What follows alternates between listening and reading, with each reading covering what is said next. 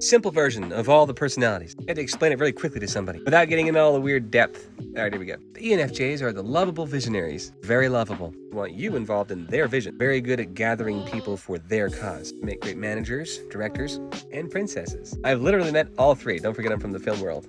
Met a princess, never broke character. ENFJ. My buddy ENFJ makes movies, and my other ENFJ friend is my manager for acting and music and all that. ENFJs. ENFPs are the campaigners. They don't care if you say yes or no. They will get what they want because they know how to work emotion. The ones work in the corner, sometimes for good and sometimes for not so good. Extremely handy when you need somebody to help boost a cause. Great for campaigning for charities, big events. For the difference, ENFJs want you part of their vision, and ENFPs are happy to gather people for the vision, whatever it is. A lot of the time that plays against them. When it does, they become ambiverted. Very, very common to find one of those. But a healthy, powerful ENFP loves feeling important, unique, useful, and don't forget, everybody loves a good ENFP. They're a very common personality type. They love considering all kinds of options. Contrast that to the option seeker of the ENTP. They love conspiracy theories, way more than the ENFP. Everything is an idea, a plan, a big thing. Known as the pie-in-the-sky personality type. Not known for necessarily completing tasks, but known for knowing everything. Anything and everything you've ever thought of or done, they've probably tried it too.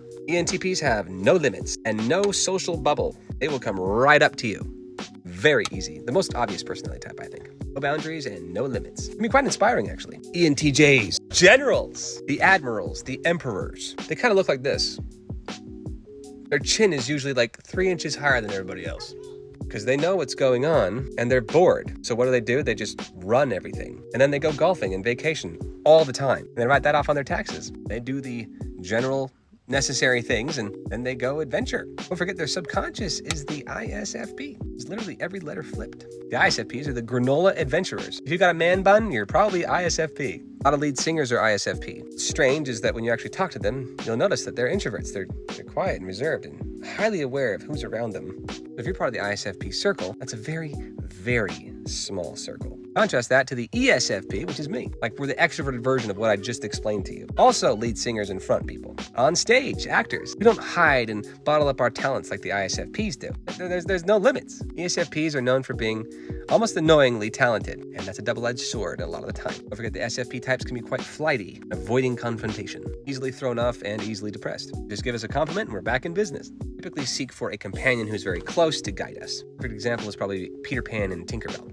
Aladdin and Abu. I would say Link and Navi, for all of our Zelda fans, except for Link doesn't talk. But Link is really good with his hands. He's a swordsman after all. Never says anything, but kind of does things for other people. That's where he gets the most pleasure. Now, even though this is a fake character, everybody kind of wants to be on Link's side, but we don't really know how to relate to Link. So who is Link? Easy, ISTP.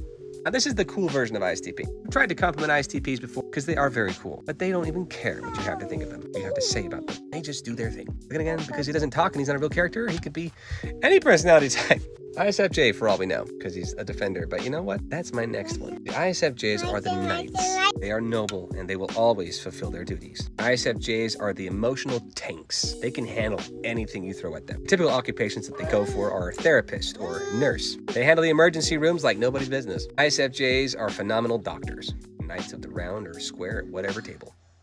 Love you. INFJs, well, similar functions to the ISFJ, only it's kind of turned on them. INFJs are the guardians of authenticity. Instead of defending you, they make sure that you live up to your potential. They have vision, but for you. That's an extroverted function for them. Similar to how the ENFJ, remember how they have vision and they want you involved in their vision? INFJs know you. That's why they get flipped like pancakes with anybody that they talk to. They can see right through you. They'll play along if you're trying to lie or manipulate, because they know whatever it is, if it's for good, they'll always consider the best in you, unless you cross their door, the door slam of the INFJ. If that happens, good luck.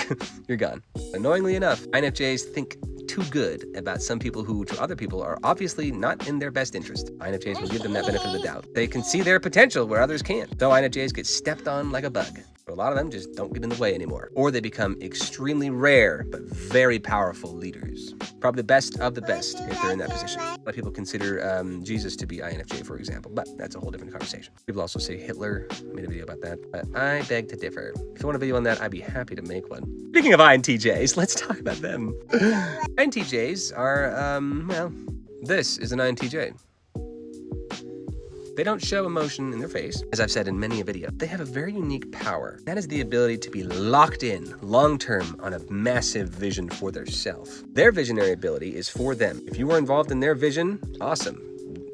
Join them, because they're going places. The most popular INTJ right now is Elon Musk. Like, they have these huge visionary dreams and things that happen. They know how to be efficient and to get it done. They will cut corners because it's a corner you can cut. Who cares? INTJs, very strong, very powerful personality type. But don't forget that they are easily misunderstood because their RBF face is not really what's going on the inside, here and in here.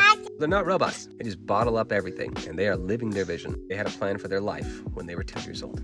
Like the INFJ, who has a plan for you, see? Anyway, moving on. INTPs, let's just flip the final letter there. They're known as the Einsteins, the geniuses, the formula makers. They even know one who's an author. Very much involved in their world. They're intuitives, after all. And introverts, on top of that. Things that they think of make sense. And they're open to opportunities, considering other options. That is the strength of the INTP, their ability to see everything. Let's see, who we missing? You guys liking this one so far? If you like it, feel free to give it a thumbs up and subscribe. And just kidding, that's a different platform. Just ignore that. But for real, who we missing? And who watches these long ones? INFP, let's save that one for the last. ESFJ, circle protectors. They love putting obligations onto somebody else because they believe that that's going to help you. It's a form of their unique way of teaching, which they make fantastic teachers and consultants. So by assigning you assignments, oh, you should help them. You can help them. Go ahead. And they'll put you in front of the class. ESFJs will, protect their people. ISFJs will defend the knight, and ESFJ is the extroverted version of that. So imagine that with a bigger circle. So a knight with the full round table. So a king could be an ESFJ in that case. King Arthur, essentially. That's a whole other thing. So like it to be exclusive. So the guy who played Slughorn in Harry Potter was an intuitive. You can easily tell that he's in his head. But the guy that was written as Slughorn is an ESFJ. The Slug Club, you're part of my exclusive, posh posh. ESFJs are, posh posh. I love it. They're noble in that sense. So it is just like the knights. The NFs, minus the INFP, SFs, the NTs. So yeah, the final one's the INFP. Everybody's favorite on here because they're so mysteriously confusing. Thank you, son. Like, there's layers on layers on layers on layers on layers. They're like onions. They think they're cakes. If you ever seen Shrek, you know what I'm talking about. Mysterious creatives. They have an RBF that's a little different. Instead of neutral bland like an INTJ, they're like seen as sad or mad. But INFP's pretty easy to recognize. They have heavier eyelids. They're always immersed in whatever they're doing, but totally open to hearing you out. But they don't care what you have to say, because they're gonna do their own thing no matter what.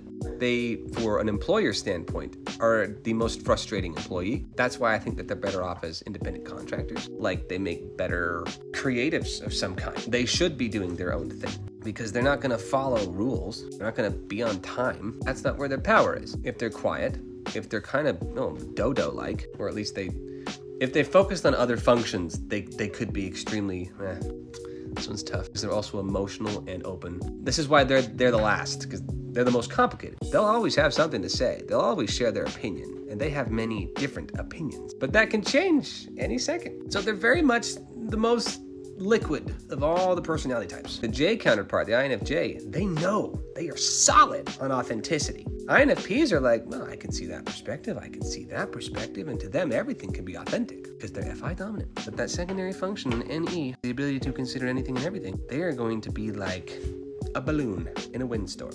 INFJs are like a kite in a windstorm because they have that string. That string is the J, and they don't have that. So watching a balloon fly is kind of fun. If you see an INFP in their element, it can be quite fun to watch. I hope that kind of helps generally talk about each personality type. I've never made a video like that before. I know it's really, really, really long. If you have any insights to add or take away, feel free to jump in. I'm a P personality after all, so I'm totally open. And who are you and who are the people around you? Are you able to type them a little bit better now? Does it answer any questions for anybody else? If you have any questions regarding relationships and on which ones work well together, which ones don't, feel free to drop it in here and happy to read them. Make videos for you. Thanks again for joining us over on YouTube as well. Apparently TikTok's going down, so we gotta upload everything over to YouTube. So join me over there. Happy holidays. Since we're at it, feel free to check out the music that I'm making for people, voice acting, acting for films. Some people watching this are involved in projects that I'm working on right now. I'm happy to boost those projects for them as well. So stay tuned for some exciting new things, from books to movies to music and soundtracks, games and videos, all kinds of things. Love you guys, and share yourself with the world.